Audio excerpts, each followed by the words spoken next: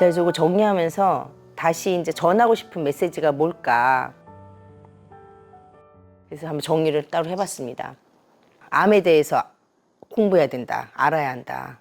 제가 간호사고 병원에 있는 사람이면서도 암에 대해서 알죠. 물론 병리학적으로 알고 있는데 그거하고 전혀 내 암하고는 다르다. 그리고 또 병원은 알아서 다 해주지 않는다. 그렇기 때문에 자기가 공부를 해야 돼요. 제가 많은 분들이 주변에서 아는 사람들이 암이라고 해서 상담이 요청 오고 같이 얘기 나누면서 여기를 권하기도 하고 치유에 대한 많은 얘기를 하죠. 그래도 제일 안타까우신 분이 병원에서 항암도 이제 못한대요. 다 재발하고 이제 없다. 그런데도 병원을 다른 병원을 바꿔가면서 항암을 하시겠다고 하시는 분들. 그래서 내가 좀 너무 안타까운 거예요.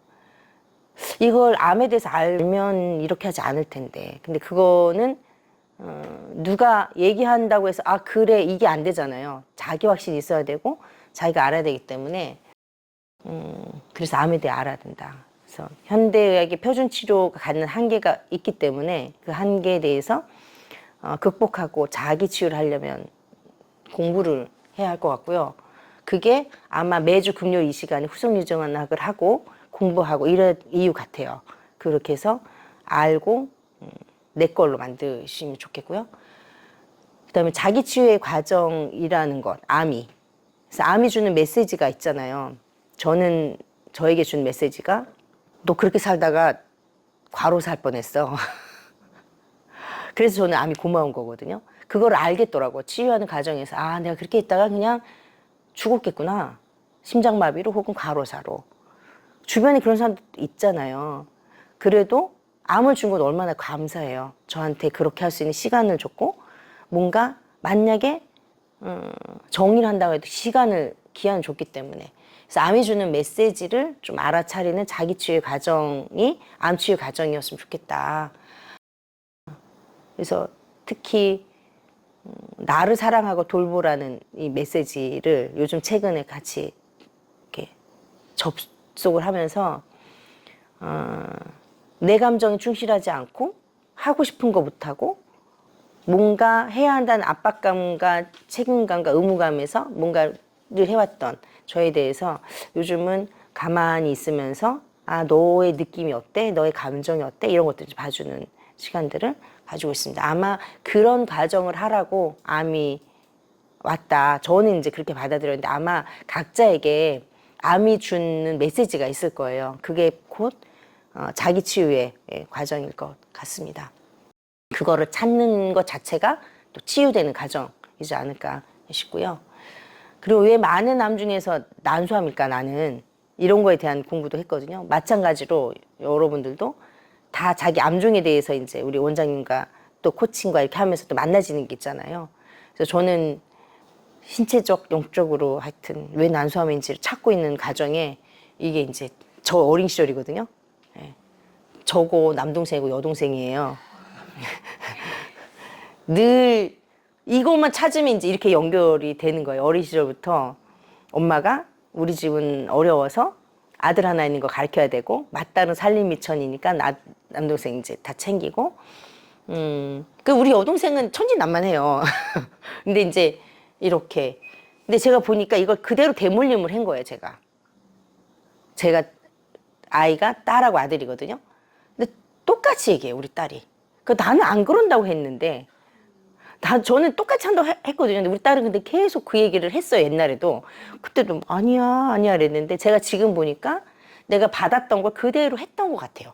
그걸 지금 이제 다시 수정하는 과정? 그러니까 왜 난소암일까를 알면서 나를 치유하니까 그대로 우리 딸이 보이고 생각하게 되고 미안하고 어린 시절 다 소환해갖고 이제 이렇게 치유하려고 하고 아직은 뭐 이렇게 멀었습니다만 많이 남아있는 과정이긴 한데 하여튼 그거를 알아챘어요.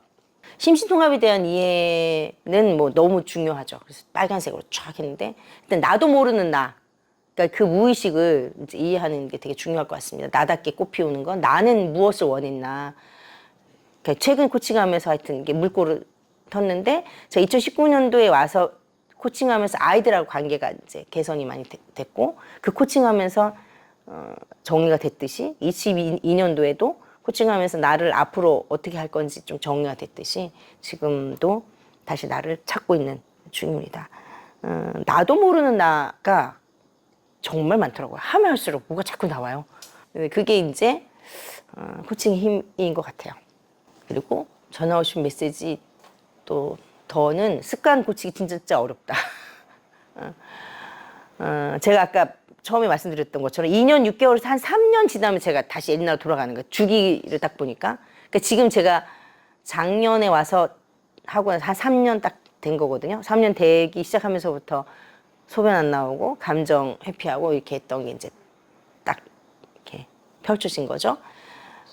그래서 그냥 치유한다 뭐 해야지가 아니라 그냥 삶 자체가 치유해야 된다. 이것이 그냥 살다 이렇게 사는 거죠, 그냥. 그래야지 뭐 하다 좀 괜찮아지니까 뭐 이건 아닌 것 같다는 이제 깨달음이 되었어요. 예전 삶을 싫기도 했지만 그래도 왜 좀 이렇게 먹고 싶은 거 이런 거 좀 그립잖아요. 이거 하고 난 다음에 가야지 이게 안 돼요. 난 다음에 가면 다시 아파. 그래서 안 되겠구나. 그건 이제 버려야 된다라는 이제. 그리고 또 하나는 치유 공동체인데요. 함께 치유하고 성장하는 공동체라고 하는 우리 이제 이 공간이 있잖아요. 그것처럼 혼자서 하기 어려운 치유 같아요. 혼자서 하다 보면 자꾸 무너지고 그럴 때마다 그래도 여기서 잡아주고 했던 것처럼 함께 한다는 것이 되게 중요한 것 같습니다. 제가 지금은 이제 사회적 협동조합에 한 소속돼 있으면서 이제 핸드펜도 치고 같이 공연도 다니고 하고 있는데 지금 그곳 그다음에 여기 이제 이곳 이렇게 하면서 도움도 받고 기여도 하고 그래서 같이 서로 나누는 것들을 하고 있는데 뭐 예전 같으면 뭐 이렇게 생각지도 못했던 일이죠. 근데 어쨌든 제가 할 수 있는 것들 같이 나누기도 하고 도움도 받고 기대고 그래서 힘들 땐 언제든지 와서 또 기댈 수 있는 언덕이라는 게 이곳이 갖는 든든함 같아요. 예. 결론적으로 난소암 8년에 제 치유 여정을 좀 정리를 했는데 좀 희망의 메시지가 전달되었으면 좋겠다라는 심정으로 한번 마지막 정리를 해봤는데요. 제가 2017년 9월에 암캠프에 가서 제일 충격받았던 게 이제 그 웃음 치료사 남자분이었는데 앞에서의 모습이었어요. 한참 다 웃음 치료를 막 했어요. 근데 맨 마지막 얘기하시는 거예요. 저는 지금 장료를 차고 있습니다. 그리고 기저귀도 하고 있습니다. 근데 웃음 치료를 막 하고 있는 거예요. 제가 그때 좀 사실 좀 깜짝 놀랐어요. 아, 그러면서 그때 그냥 생각을 했냐면, 아, 나도 할 수 있구나. 나도 빨리 치유되면서 이렇게 하려면 할 수 있겠구나. 뭔가 나눌 수 있는 게 있을 수 있으면 좋겠다. 이런 생각을 좀 했거든요. 사실 그냥 꼭 그건 아니라도 이렇게 돌아보니까 그 모습을 좀 롤모델처럼 이렇게 했던 것 같아요. 아, 뭔가를 하고 다 낳고 나서 뭔가 좀 나누면 좋겠다. 이렇게. 그리고 저도 그때 장료 차고 있었고, 근데 장료 차고 기저 차고 있는데 웃음 치료를 하면서 사람들 너무 이제 치유를 해주고 이렇게 에너지 줘서 그게 좀 깜짝 놀랐었어요. 그래서 그게 내 머릿속에 좀 많이 남아있지 않았을까? 그리고 또 2018년도, 19년도에 제가 막 섭렵을 했다 그랬잖아요. 하던 와중에 어느 한 곳에 이제 굉장히 많이 가서 아로마, 싱잉볼, 타로마 뭐 하는 거 배웠던 적이 있어요. 근데 거기서 이제 다 한 다음에 이렇게 얘기하다가 저는 난소암 3기 진단을 받고 수술하고 이렇게 있습니다. 이렇게 얘기했더니 누가 이제 그 말씀을 하신 거예요. 그럼 운디드 힐러가 되시면 되겠네. 그래서 제가 운디드 힐러요? 그랬더니 설명을 딱 해주시면서 잘 치유하고 하면 좋겠다고. 그땐 뭐 난소암은 재발률도 높대요. 그랬을 때예요. 근데 그때 봤던 그분의 모습이나 뭐 이런 것들이 또 제가 또 잔상이 남았던 것 같아요. 제가 어느 순간 그분처럼 하고 있더라고요. 다양한 걸 놓고 왜냐하면 원리는 비슷하니까 하면서 하고 있어요. 그래서 어느새 그 말대로 하고 있는 나를 좀 발견하면서 아, 뭔가 저의 이 모습을 또 보고 할 수도 있겠구나라는 책임감을 가지면서 이제 정리했다는 말씀 드리면서 근데 이제 제일 중요한 건 제가 그런 걸 막 할 때 늘 강조하면서 저한테 해주셨던 말씀이 있거든요. 치유자가 되려면 자기 치유가 돼야 된다. 예. 자기 치유가 돼서 컵에 이렇게 물잔이 넘쳐야 치유자가 되는 거지, 자기 치유도 안 되면서 무슨 힐러가 된다는 건 말이 안 된다. 그래서 이것을 롤모델로 하고 한다는 것 자체는 내 치유 과정하고 연결되어 있다, 이런 말씀 좀 드리고요. 그러면서 제가 오늘 했던 이런 모습이나 8년이 지나고 9년째 건강하게 살고 있는 이런 모습들이 좀 희망이나, 혹시 알아요? 또 이렇게 잔상이 남으면서, 아, 나도 5년을 잘 지나고 중증 해제되고 또 나의 치유기를 이렇게 발표하는 날이 될 거야, 뭐 이렇게 하실 수도 있잖아요. 그런 책임감이 있다는 말씀을 좀 드리면서, 또 하나는 심상화와 자기 학원입니다. 제가 이제 그런 걸 좀 많이 했어요. 꿈지도 근데 맨 오른쪽에, 사실 저거 그릴 때는 저거 할 줄 모르고 그렸거든요. 늘 그랬다 그랬잖아요. 재발률이 높으니까 언제 재발되면 이제 어떻게 해요. 저거를 쓰고 나서 다 이루었다 써놓고 제일 잘 보이는데 놔두래요. 그래서 놔뒀어요. 맨날 있으니까 잘 보지도 않고, 또 어느 날 보니까 저기 있는 대로 다 제가 하고 있어요. 여행도 가고 산티아고도 가고. 제일 놀랐던 거는, 그냥 선배가 전화 와서 산티아고 가자고, 그래요. 그리고 티켓을 끊고 나서 봤는데 날짜까지 딱 맞아요. 월까지 산티아고 가겠다고 했던 거하고.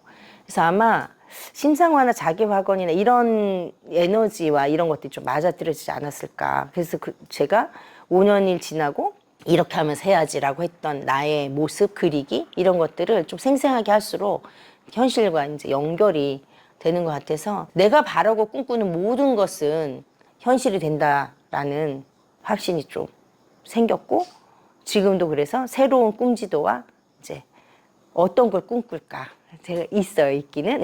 그런 것들을 놓고 막 심상을 하고 있습니다. 그래서 꿈지도나 감사일기나 뭐 감정일기 같은 일기, 뭐 필사 쓰기를 좀 많이 하는 편인데, 이런 것도 많이 도움된다는 말씀 좀 드리면서, 제가 그래서 요즘 전공하고 있는 거예요. 막 운디드 힐러라고 어디 강의도 하고 뭐 사람들 놓고 하고 있는데, 어쨌든 이런 에너지가 그래도 치유에 도움도 되고 나누고 이렇게 했으면 좋겠다는 생각이 들었습니다. 제가 전하고 싶은 핵심 메시지는 이거예요. 암은 끝이 아닌 새로운 시작이었다. 저는 완전히 다른 삶을 지금 살고 있거든요. 32년 동안 병원에서 직장 생활할 때는 이렇게 살 줄 몰랐죠. 예. 근데 암이라는 것 때문에 잠깐 강제로 멈췄던 그 기간에 완전히 새로운 것들을 놓고 사람들이 깜짝 놀래요. 저런 사람이었나 이러면서. 그래서 하여튼 새로운 장을 펼칠 수 있는 새로운 기회가 왔다, 암이. 그러니까 여러분에게도 암이 온 것이 어쨌든 여러분의 인생에 새로운 장을 펼치기 위해서 새로운 기회가 온 것이라고 받아들이면 뭔가 새롭게 시작이 될 수 있을 거다, 이런 말씀 좀 드리고 싶고, 이런 저의 이 여정이 어떤 희망이 라도 좀 되었으면 좋겠다는 말씀을 드리면서 마무리하려고 합니다. 감사합니다.